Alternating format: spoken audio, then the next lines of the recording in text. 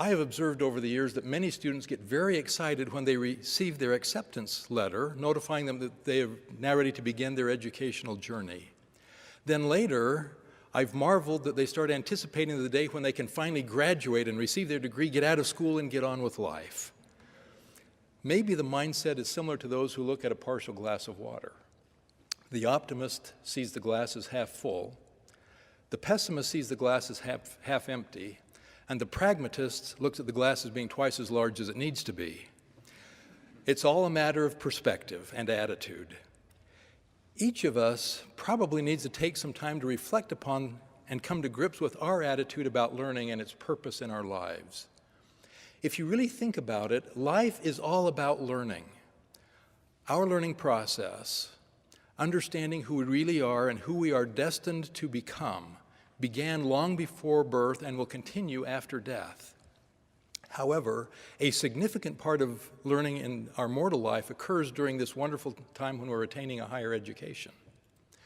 I personally believe that the two fundamental purposes of going to college to get an education are, one, to prepare for a career and so that you can provide for the temporal needs of you and your family, and two, just to learn how to learn. Much of what you learn in your formal education here at LDS Business College and at other institutions after leaving here will become obsolete over time. New laws or standards will be adopted, new technologies will eclipse the ways that we work today, new ideas will create industries and job opportunities that we cannot currently imagine, and knowledge will be gained that gives us new views on things that we once thought were absolute. The world is in a continual state of change, and we need to be informed about the important changes all around us. And so, we need to continue learning. The principle of lifelong learning not only should be part of our DNA, but it's also part of our doctrine. There are several scriptures that attest to this. For example, the glory of God is intelligence. Seek learning even by study and also by faith. Study and learn and become acquainted with all good books and with languages and tongues and people. Seek ye out of the best books, words of wisdom.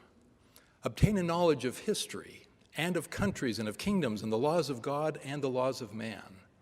And teach one another all things that are expedient for you to understand, of things both in the heavens and in the earth and under the earth, things which have been, things which are, things which must shortly come to pass, things which are at home, things which are abroad, the wars and the perplexities of the nations. Contained within those familiar verses is every subject you can imagine. And then there is this promise. Whatever principle of intelligence we attain unto in this life, it will rise with us in the resurrection. We need to keep learning so that we are prepared to receive and understand all that the Father hath. The church also places a high degree on the importance of education. President Hinckley frequently admonished us, get all of the education that you can. Another interesting perspective came many years ago when President Eyring was serving as the president of Ricks College. He had received an assignment from the commissioner of the church educational system at that time, Neil A. Maxwell. Elder Maxwell asked different people to reflect upon and write a white paper addressing various aspects of the future of the church educational system. President Eyring's assigned topic was higher education within the church.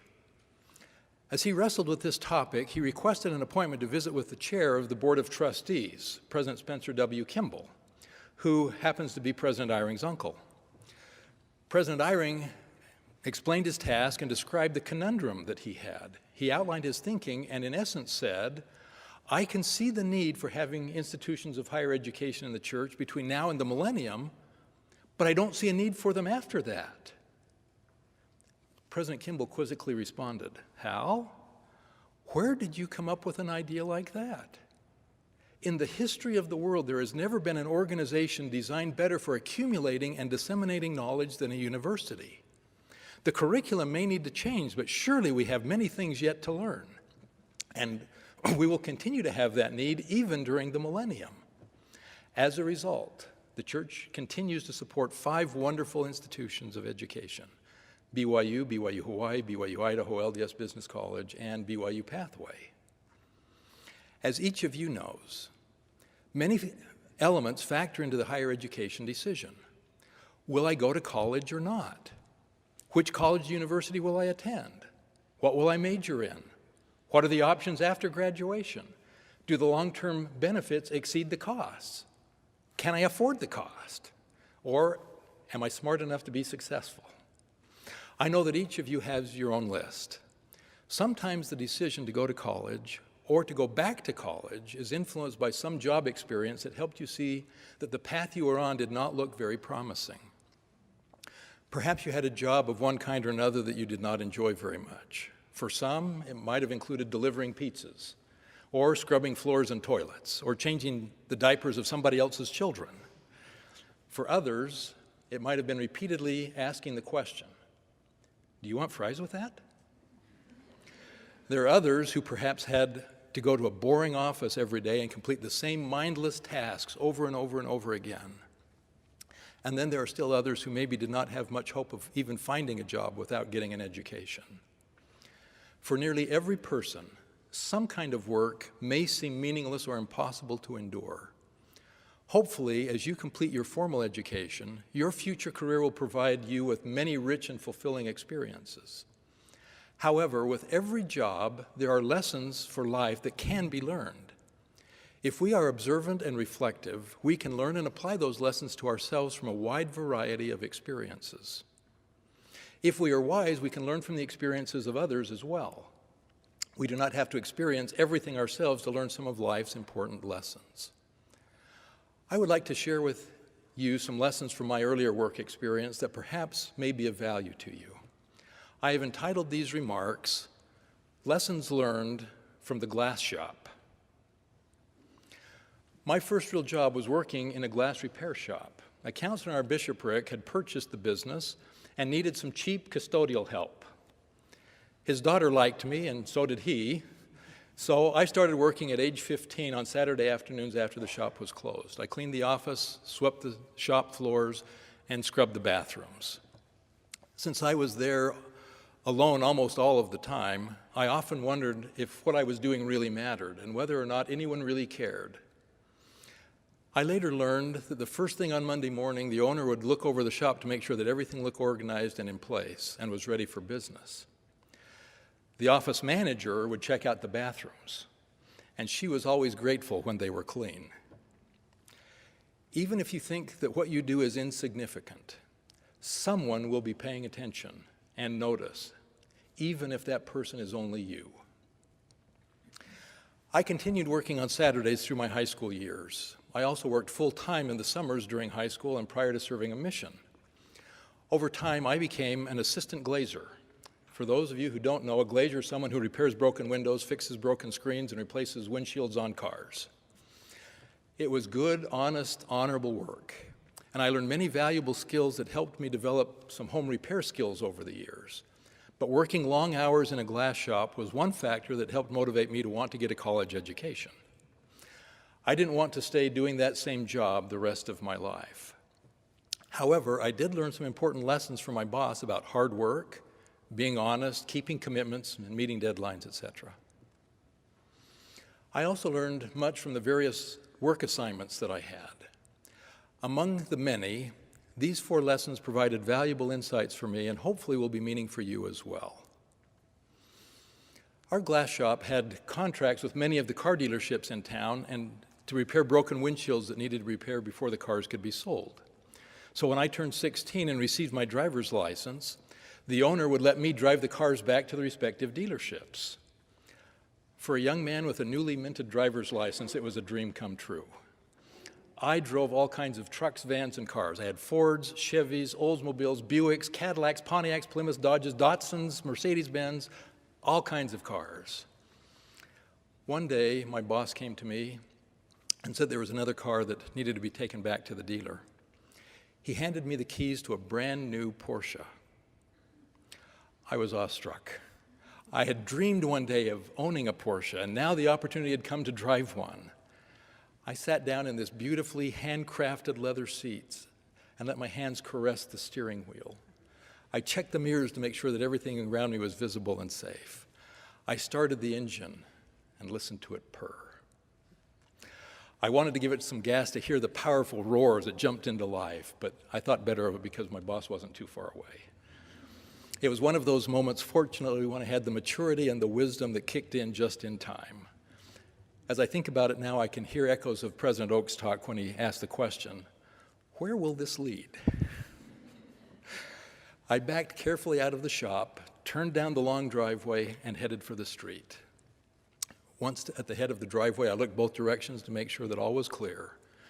And before taking this well-engineered mechanical masterpiece on the road, I moved slowly out onto the street, crossed several lanes of traffic, and drove right into the driveway of the Porsche dealer's lot, which happened to be directly across the street from the glass shop. For my once-in-a-lifetime opportunity to drive a Porsche, I never got the car out of first gear. I never experienced the full power and potential for which this performance vehicle was designed to give. So therefore, the first lesson that I would share with you from my experience is, don't get stuck in first gear. Because of who you are, you have been endowed with a lot of power. You have been designed for success. You have many unique gifts and talents. As you look to the future, aim high, get it in gear, and reach your full potential. The next experience also resulted from a work contract. A large bread store that was opening a new retail outlet and wanted to have glass shelves throughout the store. My boss had measured all of the dimensions. My job was to cut dozens and dozens and dozens of shelves of varying sizes, usually about 12 inches wide and about 3 to 4 feet in length, and then to sand the edges off to make sure that they would not be hazardous for the customers entering the store. Cutting glass is relatively simple. In fact, I'll give you a quick demonstration. This is one of the skills I learned. Whoops. This is just a normal, ordinary piece of window glass. So if you just set it down with a glass cutter, score the surface, then you can just snap the edge of that thing off and it makes a nice, smooth cut. However, the measurements have to be very precise because glass is not quite as forgiving as, say, fabric or paper or even wood. And so it's sometimes challenging to cut just a fraction of an inch off the end of a piece of glass. The edges of glass can be razor sharp and so have to be sanded off with a wet belt sander. So after accumulating large stacks of shelves, I would put on a heavy apron and spend hours and hours a day in front of a belt sander. There are 8 sides on the glass, 4 on the top surface, 4 on the bottom surface, and then all 4 of the corners need to be buffed off. The most efficient way to get this job done is to develop a pattern. So first you'd sand along the one edge, you'd flip it over, sand the other edge, spin it around, do the other side, flip it over, do the other side, and then you do the short edges, long edges, then repeat the 4 corners. Because the task was so repetitive, I would sometimes forget which edges had been sanded and which had not. So I occasionally got into the habit of just running my hand along the bottom edge of the glass to make sure it had been sanded. Most of the time, it wasn't a problem. But I would end up slicing my hand on a razor-sharp piece of glass that was non-sanded. So therefore, the second lesson that I would share with you is stay focused on the task at hand. No pun intended. Routine tasks can be tedious. To some extent, routine tasks will be part of every job. If you become distracted, you could end up getting hurt. So pay attention to the details and do well in all aspects of your work, even the routine things, and your efforts will be noticed. You will end up being rewarded and ultimately be successful in your future careers, whatever that career choice may be. Now, the third event was emotionally painful for me, but was a very important learning experience. After learning the basics of measuring and cutting glass, I felt fairly confident in my abilities. I could handle most windows of any size, and doing the shelves of the bread store was within my level of expertise. But then one Saturday afternoon, as I was alone in the shop doing my custodial duties, a customer saw that the garage doors were open, and he came back to the driveway and into where I was sweeping the floor. He needed a piece of glass cut for a tabletop and asked me if I could help. I explained to him that the shop was closed and encouraged him to come back on Monday. He said it was somewhat urgent. I think he probably had some family event that was coming up and needed to have this ready. So he asked if there was any way that I could assist him. Being kind-hearted and service-oriented, I thought, I'll see if I can figure out a way to get this done. He gave me the dimensions, and I started looking around to see if I could find a piece of glass that could be trimmed easily to the size that he needed. I could not find anything that was close to the right size, so I had to pull a full sheet of glass out of the rack that's about 4 feet by 8 feet in length and laid it on the big cutting table. I had never cut a piece of glass that size before, but I had seen my boss do it, so I thought, how hard could this be, really? I got up on the table, got the straight edge, scored the surface of the glass, and then in order to get a clean cut on that size, I'd seen my boss pull it over the edge and put a little leverage on it and snap down hard on it. So I lifted the long side of the glass over the table, snapped down, and rather than breaking along a clear, clean edge, as I had anticipated, the pressure I exerted caused it to break into several pieces in all random directions.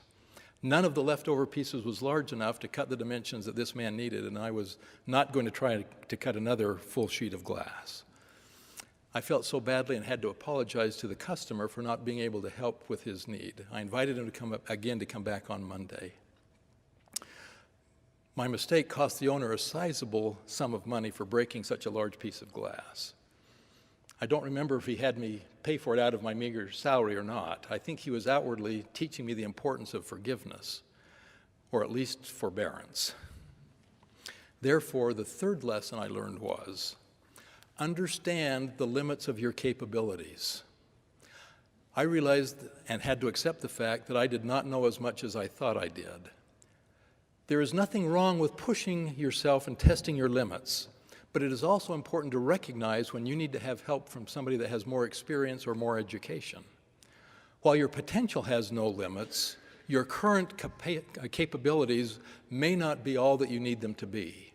So when you arrive at that point, find someone who can be your teacher or your mentor, someone who will give you a lift to the next level. The last experience I would share also involved an important learning event. I have a specific memory of a time where I had to drive the glass truck over to a distribution facility to pick up some large sheets of glass to restock our inventory. It may have been shortly after the previous event. To put this experience into perspective, I need to give you a brief lesson on the manufacturing process for glass. Glass used for windows, shelves, tabletops, glass doors, etc. usually comes from sheets of what is called flat glass, or sometimes called float glass. Simply put, it is manufactured by pouring molten silicon or glass onto molten sheets of tin and then slowly cooled. This creates an even layer that essentially floats on the top of the metal. The thickness of the glass can be controlled in this manufacturing process by the speed the molten glass is processed through the furnace.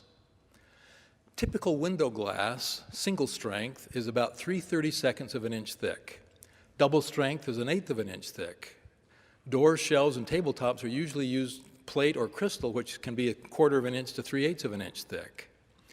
Obviously, the thicker the glass, the heavier it is. As the molten batch cools, it is inspected to ensure quality and clarity. It can then be cut into sheets based on the customer needs or predetermined industry standards. Distribution centers usually have large sheets of glass, but typically use 4-foot by 8-foot sheets to load onto the side of a heavy-duty pickup truck with glass racks on both sides for local distribution. The distribution center was located in an industrial part of Oakland, California. It was an area that was unfamiliar to me. My boss gave me directions on how to get there and assured me that everything would be okay. Growing up in Northern California during a period of frequent protests and periodic riots, I was a bit nervous as I drove into this area. I was anxious to get everything loaded onto the truck and get out of town as quickly as I could. I don't remember exactly how many sheets of glass I had on the truck, but both sides were heavily loaded. And just to give you an idea how much a piece of glass weighs, one 4-foot by 8-foot 1/4 inch plate glass weighs about 96 pounds. So if both sides of the truck were loaded to capacity, that would be somewhere between 2,500 and 3,000 pounds of glass. As I was trying to find my way out to the freeway on-ramp, I made a wrong turn and headed down a narrow neighborhood street. A couple of blocks ahead of me, I could see a large group of young men congregating on both sides of the road. From my vantage point, that did not look good. And so I was sure a truckload of glass driving down the middle of them was not a good idea. So I quickly drove up on the sidewalk on one side of the road, made a big U-turn on the sidewalk on the other, and headed in the opposite direction. Once I got to the freeway, I was feeling much more comfortable. I'd made it out of Oakland and was headed through the Caldecott Tunnel. Going east out of the tunnel, the freeway slopes downhill on a long, gentle decline. It's easy to gain speed without really trying.